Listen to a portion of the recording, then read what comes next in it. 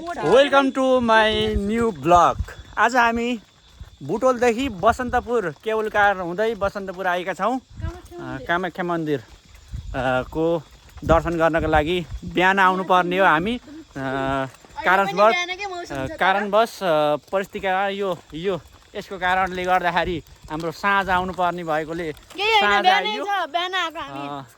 यो हाम्रो स्टेसन हामी आइसक्यो। यहाँ दिदी बहिनीहरू, दुईटी बहिनी है, दिदी होइन। एकदमै रमाइलो भएको छ।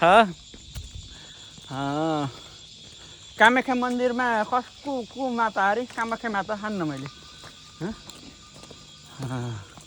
कामाख्या माताको हामी दर्शन गर्दैछौँ। दर्शन गर्नको लागि प्रसाद खाँदैछ यसले। यो कुरकुरे प्रसाद खाँदै आहा। हामी अपडेट गराइरहन्छौँ। यतिखेर चाहिँ यो बाटो त्यहाँ गएर हामी पिङ पनि खेल्ने है। त्यहाँ गएर हामी पिङ पनि खेल्नेछौँ। त्यति खासै त चलेको छैन यो बसन्तपुरको यो केबल कार। त्यही पनि मान्छे अलिअलि आइरहेछन्।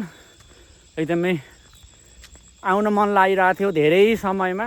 यो स्थापना भएको यो सञ्चालन भएदेखि हामी 2 वर्षमा आइयो। हामी आउनुपर्ने सुरुमै यो यही बुटोलै बसेर पनि यहाँकोलाई हामीले चढ्न पाएका थिएनौँ।